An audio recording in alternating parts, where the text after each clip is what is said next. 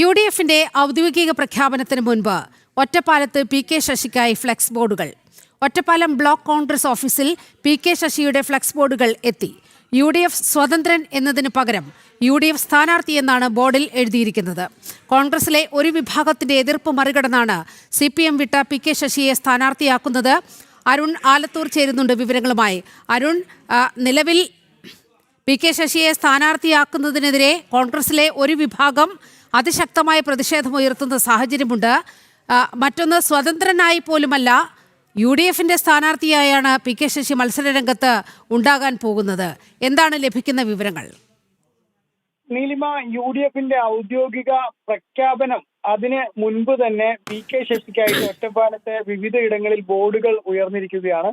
Ottapalam block Congress ഓഫീസിലാണ് ഈ PK ശശിയുടെ ഫ്ലക്സ് ബോർഡുകൾ എത്തിയിരിക്കുന്നത്. UDF സ്വതന്ത്രൻ എന്നതിന് പകരം UDF സ്ഥാനാർത്ഥി എന്നാണ് ഈ ബോർഡിലുള്ളത്.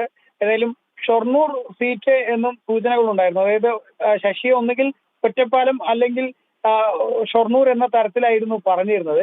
ഇപ്പോഴേതായാലും ഒറ്റപ്പാലത്ത് തന്നെ PK ശശിയെ ഉറപ്പിച്ചിരിക്കുന്നു എന്നുള്ളതാണ് മനസ്സിലാക്കാൻ സാധിക്കുന്നത്. അതേസമയം തന്നെ ഈ PK ശശിക്ക് CPM വിട്ടുവന്ന ശശിക്ക് ഇത്തരത്തിൽ സീറ്റ് നൽകുന്നതിൽ കോൺഗ്രസിനകത്ത് ഭിന്നാഭിപ്രായം വലിയ രീതിയിൽ പുകയുന്ന ഒരു സാഹചര്യം കൂടിയുണ്ട്. കാരണം സ്ത്രീ ഒരു ലൈംഗിക പീഡന പരാതിയൊക്കെ ഒരു വനിതയുടെ ഭാഗത്തു നിന്ന് PK ശശിക്കെതിരെ ഉണ്ടാവുകയും അതിൽ നടപടി നേരിടുകയും ഒക്കെ ചെയ്ത ഒരു വ്യക്തി.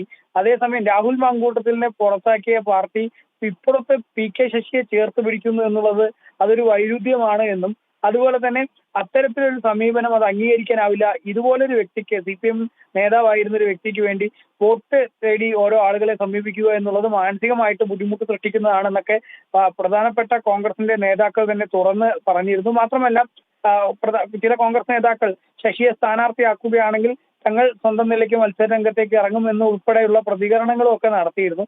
ഏതായാലും അതൊന്നും വകവെക്കാതെയാണ് ശശിയെ വീണ്ടും ഇപ്പോൾ ഒറ്റപ്പാലത്ത് തന്നെ ഉറപ്പിച്ചിരിക്കുന്നത് എന്നുള്ളതാണ്. ഏതായാലും ഇനി ശശിയുടെ ഈ പ്രഖ്യാപനം കൂടി വരുമ്പോൾ ഒറ്റപ്പാലത്ത് കോൺഗ്രസിനുള്ളിൽ വലിയ രീതിയിലുള്ള പൊട്ടിത്തെറികൾ ഉണ്ടാവാനുള്ള സാധ്യതയാണ് ഇപ്പോൾ കാണുന്നത്.